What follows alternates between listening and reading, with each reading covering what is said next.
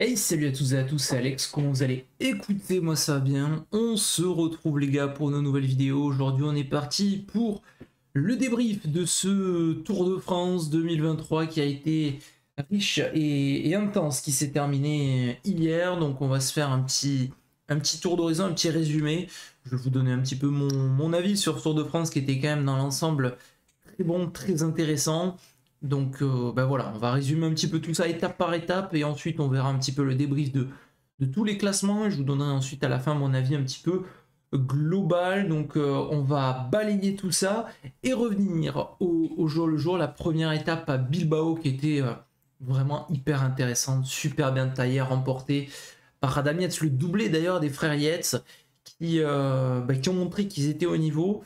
On va voir par la suite que ils étaient vraiment au niveau, hein, les deux vraiment sur un très très gros niveau, peut-être leur meilleur Tour de France à tous les deux. Ils sont souvent passés à côté. Et Adamian, c'est vrai qu'il n'a jamais eu de podium sur un grand tour et qu'il vient claquer ce podium. Il avait peut-être le fait d'être libéré de la pression.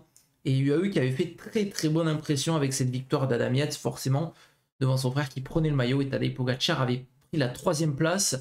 Très bien taillé cette première étape et qui avait mis déjà au sol deux favoris, Carapaz et Mas. Donc première étape très très intense du côté de Bilbao. La deuxième est l'arrivée à San Sebastian. On avait rêvé d'entrer avec cette première victoire française de Victor Lafay qui avait été exceptionnelle dans la partie finale, en attaquant vraiment en solitaire. Il avait été très fort aussi sur la première étape, il avait été un petit peu déçu, parce qu'il n'avait pas suivi le contre des deux frères Yates, mais c'était le seul à pouvoir tenir Vingegaard et Pogacar dans la côte de Piquet. Donc deuxième étape remportée par Victor Lafay, et vraiment la deuxième étape avait tenu toutes ses promesses, et Victor Lafay avait été exceptionnel. La troisième étape est l'arrivée à Bayonne. L'entrée, on avait vu qui était le patron, hein, du tour sur les sprints. Jasper Philipsen qui s'est incliné seulement 2 fois au sprint, 4 victoires d'étape pour lui. Et vraiment, il a été impérial, hein, sur tous les sprints avec un poisson pilote comme Mathieu Van Der Poel. Mais vraiment, les victoires de Philipsen, il n'y a rien à dire. Monstrueux de puissance, Jasper Philipsen, sur cette première arrivée à Bayonne. Et il avait récidivé le lendemain sur l'autodrome de Nogaro avec une victoire devant Caleb Ewan. C'était très serré, c'est peut-être sa victoire la plus serrée. On avait eu des chutes dans ce final. Alors il y a eu un petit peu le débat de arriver sur un vélodrome, oui, enfin sur un autodrome plutôt, oui ou non. Bon, c'est vrai que c'est particulier pour les coureurs, mais il y a eu plusieurs cas où on est arrivé, hein, sur des courses comme ça. On se rappelle le championnat du monde à Imola avec Julien Lafilippe. Il y a déjà eu le circuit Paul Ricard, par exemple, sur, euh, sur le Tour de Provence. On a déjà eu le Yas Marina sur le Abu Dhabi. Mais c'est vrai que celui-là est peut-être un peu plus technique comme circuit. Donc, bon, c'est spectaculaire. C'est peut-être plus pour le spectacle que pour l'intérêt des coureurs. Et c'était assez tendu aussi dans ce final. Donc, c'était quasiment la plus grosse chute de ce tour, parce que bon point aussi de ce Tour de France, c'est qu'on n'a pas eu énormément de chutes, même si elles ont fait quand même mal pour certains coureurs, les chutes qu'on a eues, on n'a pas eu de trop grosses chutes massives, donc c'était plutôt intéressant aussi. Et là où c'était fou dans cette première semaine, c'est qu'on enchaînait vraiment les étapes. J'ai vraiment kiffé ce Tour de France. Beaucoup de critiques, c'est le travers, c'est la diagonale, c'est pas un Tour de France. Mais le spectacle, il était énorme. Tous les jours, on se régalait. Les coureurs nous ont régalé aussi. Jay Hindley, du côté de Laurens, monstrueux, avec une belle échappée. Vingegaard avait repris en plus du temps en attaquant Pogacar. On avait vraiment l'impression d'avoir un sacré spectacle, en tout cas, dès cette étape à Laurens, que j'ai beaucoup aimé, avec Marie Blanc dans le final. C'est vraiment un tracé que j'aime beaucoup. Et les Pyrénées qui étaient très courts, puisque le lendemain, on avait Cotterêts, remporté par Pogacar, qui avait pris sa revanche sur Vingegaard. Bon, par contre, là, on avait bien compris qu'il y avait les deux, si on ne l'avait pas encore compris, et le reste de la meute. Mais c'était une excellente bataille. Et les Pyrénées, vraiment très très court cette année, seulement 2 étapes, mais 2 étapes spectaculaires. Après, je vous avoue qu'on ne s'est pas ennuyé, hein. Et il y a quelques années où on avait les années Froome, je critique pas spécialement, mais voilà, c'était une autre façon de courir. On avait des journées où on pouvait se mettre dans le canapé, on pouvait se faire une petite sieste si on n'avait pas très bien dormi. cette année, la sieste, c'était compliqué. Pour ceux qui s'endormaient, on se réveillait et on savait plus où on était. Donc, c'était très compliqué. Pogacar avait été monstrueux dans l'ascension finale vers Cotterêts et il avait profité du travail de Wout van Aert, hein, qui avait bossé pour Jonas Vingegaard. Donc, une traversée des Pyrénées très courte et un retour pour les sprinteurs avec une troisième victoire d'étape. Pour Jasper Philipsen, c'est celle où on peut être le plus déçu parce que le deuxième, c'est Mark Cavendish qui avait lancé son sprint superbement bien. Il a manqué quelques mètres à Mark Cavendish pour aller chercher un record tout simplement sur le tour. J'espère de tout cœur qu'il va prolonger l'année prochaine, Mark Cavendish, pour aller le chercher parce que il a la forme, hein, et je pense que c'est vraiment un homme de grand rendez-vous. Quand il a la motivation, Mark Cavendish, il peut créer des exploits, donc c'est vraiment très intéressant. Mais bon, Philipsen a montré qu'il était le patron. Et ce qui est dommage pour Mark Cavendish, c'est qu'il avait abandonné le lendemain sur l'étape de Limoges, remportée par Pedersen devant Jasper Philipsen. C'était la première fois que Philipsen était battu, mais Pedersen vraiment mérite sa victoire d'étape parce que ses équipiers ont vraiment parfaitement emmené dans le final. Et j'ai beaucoup aimé cette équipe Lidl Trek, hein, sur ce Tour de France parce que il y a le maillot à peau aussi pour Ciccone, mais ils étaient souvent à l'animation. Et la chose que je trouve très dommage pour cette équipe, c'est qu'ils ont perdu Quinn Simons, qui l'année dernière, on l'avait vu, hein, à l'œuvre sur des étapes baroudeur, il était devant. Et je pense que cette année, il aurait pu se régaler, Quinn Simons. En plus, dans cette équipe Lidl qui a animé la course quasiment tous les jours avec Mats Pedersen, qui a sa victoire d'étape et qui a été grand contributeur pour le maillot à pois de Ciccone, tout comme Mathias Kelmose. La 9e étape, et quelle étape avec l'arrivée au Puy-de-Dôme, la victoire des échappés de Michael Woods, un final énorme avec Woods qui a bouché 2 minutes, plus de 2 minutes même dans l'ascension, venant coiffer Matteo Jorgensen qui était lui parti tout seul. Mais c'était vraiment une énorme étape avec la victoire donc de Michael Woods. J'ai beaucoup aimé cette étape. C'était certes spectaculaire parce qu'après dans les favoris on n'a pas eu beaucoup d'écart. Il y avait ce manque de public aussi, c'était dommage, mais c'était cool de voir ce que ça a donné. Le Puy-de-Dôme après 35 ans d'absence, c'était pas l'étape la plus spectaculaire, mais franchement la bataille devant là pour la victoire d'étape était énorme, et une nouvelle bataille Pogacar-Vingegaard qui était soldée par légère reprise de temps de la part de Tadej. Après la première journée de repos, bah là, une nouvelle étape totalement folle du côté d'Issoire pour les échappés avec la victoire de Pello Bilbao. Vraiment, cette étape, elle était mais exceptionnelle. C'est parti dans tous les sens dès le départ. Moi, j'aime beaucoup ce genre d'étape de baroudeur. Je trouve qu'il en manque en fait des étapes comme ça parce que il peut se passer des dingueries. C'est des étapes sur le papier où on se dit l'échappée va partir, le peloton va contrôler, mais non, tout le monde a envie de tenter des dingueries. Il se passe des folies tous les jours et vraiment ce type d'étape, il est très violent avec la chaleur. C'est hyper intense.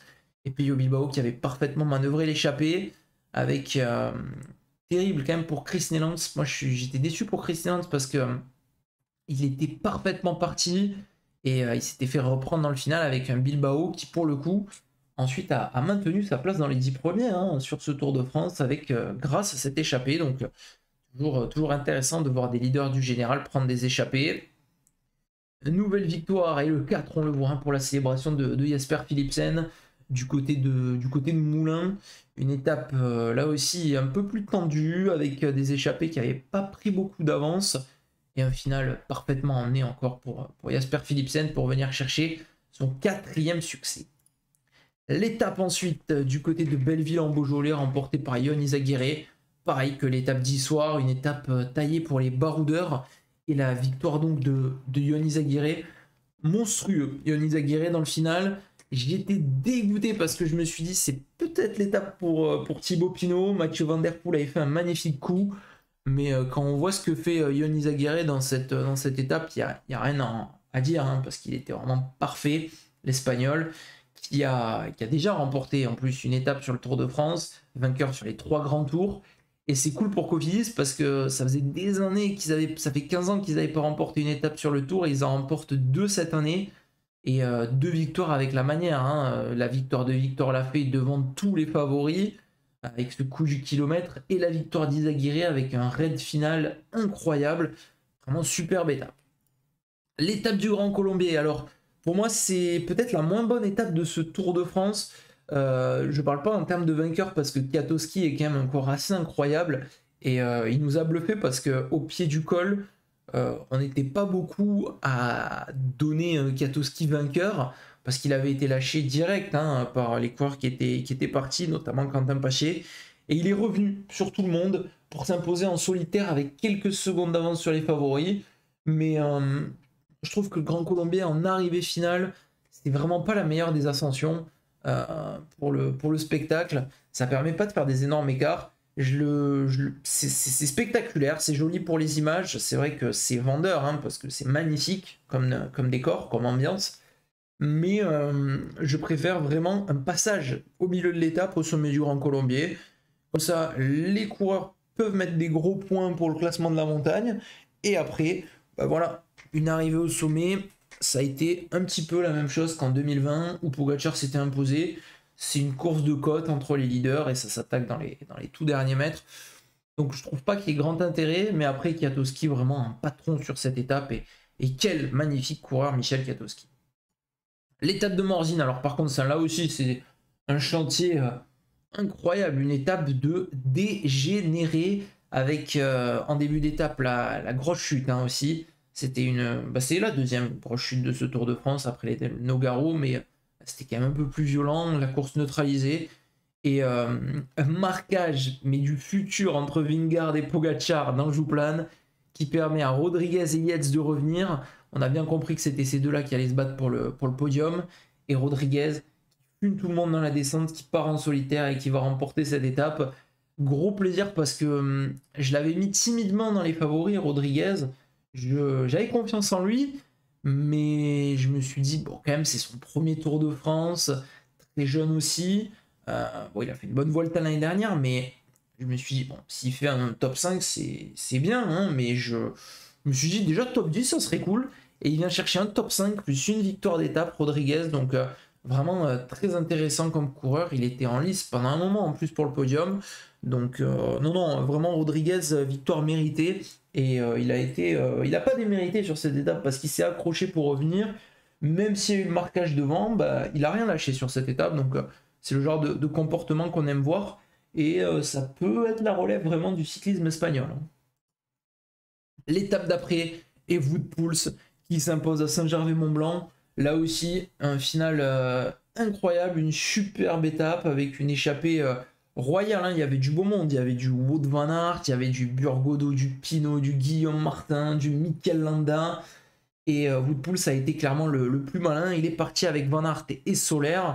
Et il a déposé Van Aert. Moi, je pensais vraiment que Van Aert allait aller la claquer, celle-là. Je me suis dit, bon, c'est bon, Van Aert, il va aller nous la chercher, il va nous refaire comme au Ventoux, même si au Ventoux, c'était pas au sommet. Je le voyais aller s'imposer en solitaire et j'imaginais absolument pas Wout Poels, le vétéran néerlandais. Donc, magnifique victoire de Wout Poels. Vraiment un super coureur aussi hein, qui vient chercher sa première victoire d'étape en Grand Tour. Lui qui a longtemps été un équipier à la Sky, vainqueur d'un monument quand même de Liège-Bastogne-Liège, mais sacré coureur, Wout Poels. Et superbe étape derrière, vu la neutralisation un petit peu des favoris entre Pogacar et Vingegaard qui n'avaient pas réussi à se départager. Après la journée de repos, bah là c'est le début du séisme. On avait un tour très serré entre les deux, 10 secondes avant cette étape. Et là, Jonas Vingegaard a sorti la performance du siècle presque. Hein. On va pas être comme tout le monde et parler de skiffage parce que on en a déjà beaucoup parlé des affaires de dopage dans le cyclisme, etc. Forcément, ça éveille des suspicions, les cas comme ça, mais bon, moi, ça a tellement été les années noires, etc., que je me dis, bon, j'espère que les mecs savent ce qu'ils font. J'espère que, voilà, ils sont clean, j'espère pour eux, mais voilà, moi, moi, je profite du spectacle, même si c'est vrai que c'est des performances lunaires et stratosphériques qui laissent à des doutes. Bon, ben, dans tous les cas, on travaille pas dans les instances qui vérifient et on peut rien savoir, on le saura dans 10 ans, hein, peut-être s'il y a quelque chose. Donc qu'est-ce que vous voulez faire à part regarder le spectacle? Et même si Vingegaard, c'est vrai que c'est pas le coureur qui attire le plus la sympathie, il a sorti un chrono monstrueux. il a pris des risques de fou dans toutes les vides, dans tous les virages, dans toutes les courbes. C'est en partie là qu'il gagne le chrono. Après, honnêtement, je pense que Pogacar sort pas du tout une contre-performance parce que Vingegaard était intouchable ce jour-là. Mais il était peut-être un peu malade Tadej aussi. Lui qui a fait quand même beaucoup d'efforts, qui a pas la même prépa que Vingegaard, ça veut pas tout dire, hein, mais la prépa n'était pas la même pour Tadej Pogacar. Et je pense que là aussi où il manque un peu de maturité, Tadej, mais c'est pour ça que je le kiffe et c'est pour ça qu'on est beaucoup à le kiffer, c'est que c'est un fou furieux. C'est clairement un fou furieux. C'est le mec qui attaque partout. J'ai l'impression que lui, il s'en fout presque, Tadej, de gagner ou de perdre, même si on l'a vu qu'il était affecté quand il a fait sa défaillance, mais il est là pour le plaisir, il est là pour s'envoyer. Alors que c'est vrai que voilà, Jonas Vingegaard, c'est un peu plus fermé, on voit qu'il montre pas trop ses émotions, il est plus dans le calcul, alors que Tadej Pogacar, lui, il est plus dans le kiff. Donc je pense que c'est pour ça que Pogacar attire aussi un peu plus les sympathies. Mais bon, on peut pas retirer à Jonas Vingegaard que c'est un monstre, hein, très clairement. Et ce chrono a montré clairement de quoi il était capable. Pareil dans l'étape de la Loze, avec un Félix Gall qui nous sort un Tour de France énorme. Il vient faire un top 10, alors que c'était pas lui le leader désigné. Il aurait pu jouer le maillot à poids et aller le chercher, maintenant sur l'étape du Markstein. Et c'était surtout Ben O'Connor. Et il perd 6 minutes sur les 2 premières étapes au Pays Basque. Donc, il perd pas ces 6 minutes. Félix Gall, il peut peut-être aller chercher un podium sur ce Tour de France à la pédale, hein, parce qu'il était quand même très costaud. Là, il vient chercher cette victoire sur l'étape reine du Tour, à Courchevel. La défaillance terrible de Pogacar, ça faisait vraiment mal au cœur, hein, de voir Pogacar dans cet état, parce que quand il dit à la radio, je suis mort, c'est vraiment terrible quoi, de l'entendre dire ça. Ça aussi, on en parlera juste après dans le débrief final de ces radios. Mais voilà, victoire de Félix Gall énorme avec Jonas Vingegaard qui était pas loin d'aller se la chercher encore. Pas d'étape en ligne pour Jonas Vingegaard cette année, mais le contre-la-montre pour venir chercher une 3e victoire d'étape sur le Tour. La victoire de Casper Asgreen, alors franchement, celle-là, elle est mythique, elle est légendaire cette étape, parce que le peloton a vraiment joué avec les échappés, ils les ont pris pour leurs petits chiens de compagnie, ouais, on les tient, on les laisse pas sortir. Philipsen qui a fait le policier, il a fait le gendarme, a dit à Encorn, non tu pars pas, Encorn il a dit bah si, j'y vais, avec cette échappée. Et au final, ils ont pu résister. Il y avait des gaziers devant, hein, des Asgreen et des Campenarts forcément qui amènent ce groupe. Et Asgreen qui remporte cette étape. C'est mérité pour la Soudal Quick-Step qui a perdu Jacobsen assez tôt. Lui qui était tombé sur le circuit de Nogaro, qui n'était pas allé chercher de victoire d'étape et qui, franchement, Casper Asgreen, il est méritant. Il a essayé plusieurs fois. Julien Alaphilippe a essayé tous les jours de partir en échappée. Et franchement, victoire méritée pour la Quick-Step. Et il était pas loin de nous refaire le coup le lendemain. Casper Asgreen, il lance mieux son vélo. Il va chercher une 2e victoire d'étape.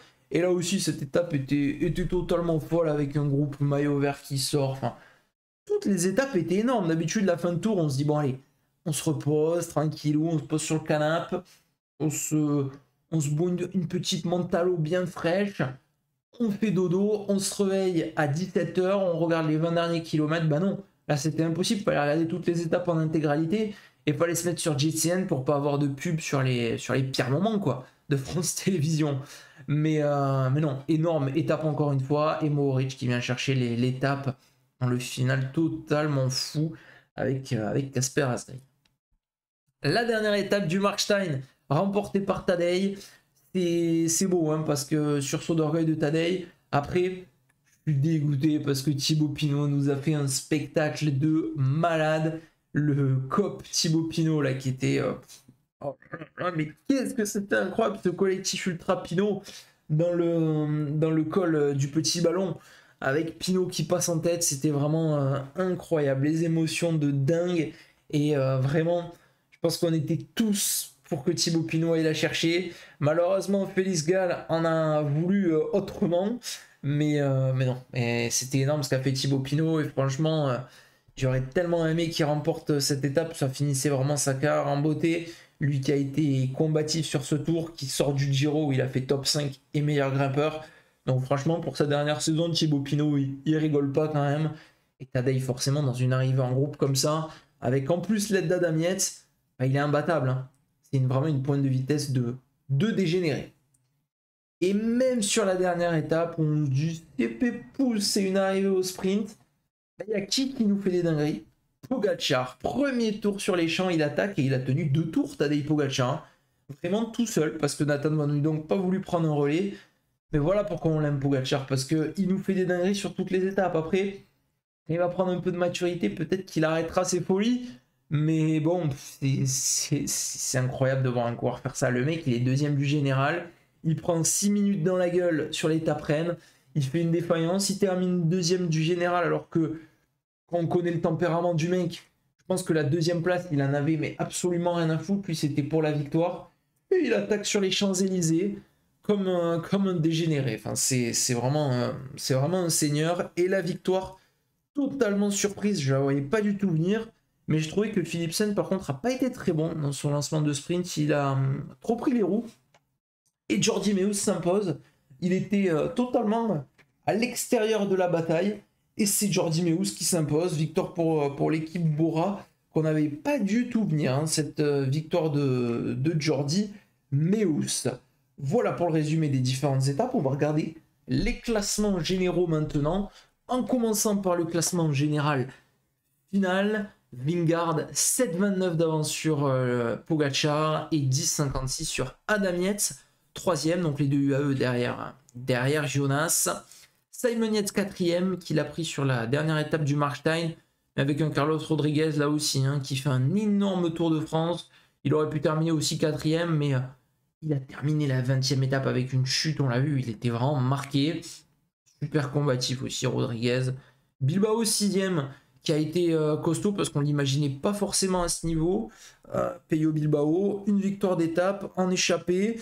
Non, il a été très costaud, Peyo Bilbao aussi, donc top 10 mérité. Jay Hindley qui avait très bien commencé ce tour, mais pour moi je pense qu'il n'a pas raté son tour, même si on peut se dire ouais bon c'est pas foufou. Ce qu'a fait Jay Hindley, il termine que 7ème, c'est un vainqueur de grand tour, podium déjà sur le Giro et tout. Mais c'est son premier Tour de France à Jay Hindley. Il est allé chercher le maillot jaune, une victoire d'étape, et il fait top 10 au général. Donc pour moi, c'est quand même un beau Tour de France pour Jay Hindley, même si on aurait pu l'imaginer sur le podium, surtout avec son début de tour. Félix Gall 8ème, ça c'est la bonne surprise, on ne l'imaginait pas du tout à ce niveau-là. Et nos deux Français, David Gaudu 9ème, et Guillaume Martin 10ème. Et Thibaut Pinot, on va le noter, il termine sa carrière par un top 11 sur le Tour de France, le fameux top 11. On note aussi qui n'est pas là dans le top 10, mais qui est resté très longtemps et qui aurait mérité son top 10 aux dépens d'un de nos Frenchies. C'est Sepp Kuss qui est tombé très lourdement lui sur la 20e étape. Et bon, Sepp Kuss, il aurait mérité son top 10 parce que lui, c'est vraiment un équipier énormissime en montagne. Le maillot vert, sans photo pour Jasper Philipsen, qui a remporté 4 étapes et qui remporte ce classement du maillot vert. On voit 4e et 5e Pogacar et Vingegaard. Pogacar pourrait presque remporter un jour, je pense, le classement du maillot vert. Mais bon, il met plus de 100 points au deuxième Pedersen. Et Bryan Coquer qui a été pas mauvais aussi sur ce Tour de France. Philipsen donc qui succède à Wout van Aert, un autre Belge. Le meilleur grimpeur. Alors celui-là, il fait plaisir parce que ça faisait 3 ans qu'on avait le vainqueur du Tour qui était le vainqueur du maillot à pois. Donc on a eu 2 fois Pogacar et une fois Vingegaard. Et je crois que l'année dernière, Ciccone était... non, c'était il y a 2 ans, je crois, que Ciccone passe vraiment à rien du tout. L'année dernière, c'était Simon Geschke qui n'est pas passé non plus à grand-chose. Et là, Ciccone, il s'est battu. On l'a vu, il s'est employé. Un autre qui a voulu aller le chercher, c'est Nelson Paules, mais il en a trop fait au début. Et il a craqué sur la fin. Mais vraiment... un superbe tour de la part de Ciccone. Il lui manque plus que le maillot de meilleur grimpeur sur la Vuelta, puisqu'il a déjà été le chercher sur le Giro. J'aurais bien aimé qu'il aille chercher son étape aussi, mais le maillot de meilleur grimpeur, c'est très très bien, et son équipe a été très solide. Dommage que Félix Gall ne l'ait pas disputé sur la dernière, on aurait pu vraiment avoir une belle bataille entre ces deux hommes-là. Et son coéquipier Skelmose qui fait 10ème parce qu'il était quasiment tout le temps dans les coups derrière lui pour l'aider à mettre les points aussi. Donc Skelmose, on va noter que c'est quand même le gros coéquipier de ce tour. Petit point que je fais maintenant sur le classement de meilleur grimpeur, je trouve qu'il faudrait totalement faire évoluer le barème. on voit que là, on a un leader qui s'est battu comme un dingue, qui termine avec 106 points. Et on a Jonas Vingegaard, tous ces mecs-là qui sont pas très loin derrière. On rappelle que le col de la Loze, il y avait 40 points pour celui qui passait en tête. Ça veut dire que un tiers des points, même plus qu'un tiers des points d'ailleurs de Ciccone, bah, c'était donné dans un seul col, quoi. Donc je trouve que le barème est mal foutu. Nelson Powlett qui a été à la bataille dans les premiers jours, dans les 4e catégories, il y a un seul point. Je trouve que ça incite pas trop les coureurs à le jouer. Et peut-être que Ciccone va un peu raviver tout ça et redonner envie à des coureurs de s'y intéresser. Et on termine avec le maillot blanc, le record pour Tadej Pogacar, 4e maillot blanc consécutif, devant Carlos Rodriguez, Félix Gall et Tom Pidcock. Après derrière Skelmosele est quand même très loin à plus de 2 heures. Mais voilà, Pogacar l'année prochaine, on ne le verra plus avec ce maillot. On le reverra avec son maillot UAE et peut-être le maillot jaune. Parce que l'année prochaine, on aura une sacrée bataille Vingegaard-Pogacar pour aller chercher un 3e titre sur le tour, à moins que ce soit un autre coureur qui aille tenter de les gêner. Le classement par équipe remporté par les Jumbo-Visma. Forcément, ils ont été costauds. Il leur manquait Van Aert au final, qui a quitté la course, mais on le comprend forcément pour la naissance de son fils. Rien à dire sur ce genre de départ. Pour moi, c'est totalement logique. La famille avant tout, bien évidemment. Victor Campenaerts, on va le noter aussi parce que c'est le super combatif de ce Tour de France. Alors, oui, Campenaerts a été très très costaud, il ne le démérite pas. Le public avait forcément voté pour Thibaut Pinot, mais bon, il faudrait quand même revoir aussi cette attribution du super combatif parce que je trouve que quand on voyait les gars qui étaient présents, Nelson Powlett n'était même pas dans les candidats, alors que Powlett il s'est quand même saigné. Bon, sur la première partie de course, mais il s'est quand même saigné. Nelson Powlett, il a animé le début de Tour de France. Donc j'aurais bien aimé le voir dans les candidats de ce super combatif. Mais Victor Campenaerts s'est battu. Il a été c'est un sacré équipier. C'est vraiment un coureur de l'ombre et il était très très souvent à l'attaque. Donc mérité aussi pour Victor Campenaerts ce titre de super combatif. On va maintenant débriefer un petit peu, dire ce que j'en ai pensé. J'ai kiffé ce Tour de France très clairement. Vous savez que j'ai une petite préférence pour Tadej par rapport à Jonas parce que comme je l'ai dit, Tadej c'est foufou, c'est champagne, ça a envie de faire du n'importe quoi de partout. Et Jonas Vingegaard, peut-être un peu plus mature lui aussi, qui est plus dans le calcul, dans la gestion, etc. Donc forcément c'est un tempérament un peu plus froid de la part de Vingegaard, mais qui est aussi un excellent coureur. Il vient remporter son 2e Tour de France, 3e fois d'affilée qu'il est sur le podium du Tour. Donc il y a rien à dire, il fait aussi une énorme saison et quand on l'avait vu sur la première bataille de la saison sur Paris-Nice, sur son état de forme, on n'était pas beaucoup à mon avis à l'imaginer vainqueur du Tour. Donc ça c'est une belle perf de la part de Jonas avec une équipe monstrueuse. Il sera sur la Vuelta, on verra ce que ça donne. Et ce Tour de France, moi je l'ai kiffé, je l'ai adoré, le parcours était vraiment superbe. On a eu de très belles victoires en échappée. Le petit point noir, c'est peut-être le fait que le peloton gérait trop les échappées, mais parce qu'ils avaient envie d'en mettre partout et de faire des étapes de dingue. Donc ça aussi, c'était beau. Mais je me suis vraiment régalé sur ce Tour de France. J'ai hâte de voir la présentation du prochain parce que le final du Tour de France 2024 va être totalement fou avec un chrono en guise de dernière journée, puis la veille, une étape de montagne. J'ai hâte d'être au mois d'octobre pour voir la présentation du Tour 2024 parce que 3 semaines ça passe très très vite au mois de juillet. Prochain rendez-vous, ce sera les mondiaux, la Vuelta aussi. Mais non, tour très intéressant avec enfin 4 maillots distinctifs pour 4 coureurs différents. Ciccone maillot à pois, Philipsen maillot vert, Pogacar maillot blanc et Vingegaard maillot jaune. Donc de très très belles choses. Côté français, je trouve qu'ils ont mouillé le maillot, nos Français. Victor Lafay qui est allé chercher une victoire. Brian Cocard qui était pas si mal que ça dans les sprints. Il n'est pas allé chercher de victoire, mais il était présent, il a tenté de belles choses. Mention spéciale pour Mathieu Burgodeau aussi qui a été, je trouve, vraiment exceptionnel sur plusieurs étapes. On va le noter. Les 2 coureurs qui font top 10, Gaudu et Martin, il y en a qui les critiquent, mais bon, ils sont battus avec leurs armes, mais honnêtement, C'est bien aussi de faire un top 10 hein, sur un Tour de France, c'est pas à dénigrer. Thibaut Pinot qui nous a régalé. Warren Barguil qui a été souvent à l'attaque et qui a été très bon. Il passe à côté de victoire, Warren, mais il a été très très costaud. Pierre Latour, malheureusement, son problème en descente, mais sinon, il a été aussi un très bel animateur de ce Tour de France. Christophe Laporte, équipier exemplaire pour Jonas Vingegaard. Franchement, nos Français ont fait du beau boulot. Une seule victoire française, hein, mais franchement, ils sont montrés, nos Français. Et même si voilà, on n'a pas de vainqueur français, on n'a pas de Français sur le podium, on n'a pas 50 victoires françaises. J'oublie Julien Lafilippe aussi qui a été très solide. Mais voilà, on a vu des Français, ils n'ont pas démérité, ils sont pas allés chercher plus de victoires que ça, mais ils étaient souvent dans les bons coups et ils se sont montrés. Donc c'était là aussi très plaisant. Et contrairement au Giro qui était très ennuyeux, le Tour de France c'était un régal pour tous les jours. Donc je me suis vraiment régalé. Et j'espère que vous aussi, n'hésitez pas à me donner votre avis sur ce tour, ce que vous en avez pensé. Vous pouvez peut-être me donner une petite note sur 10 ou sur 20 dans les commentaires. N'hésitez pas à dire ce qui vous a plu, ce qui vous a pas plu. Les petits commentaires, les petites critiques sur ce tour. Et on va se quitter là-dessus, les gars. Moi, je vous dis à la prochaine. Portez-vous bien. Ciao tout le monde. Bye bye.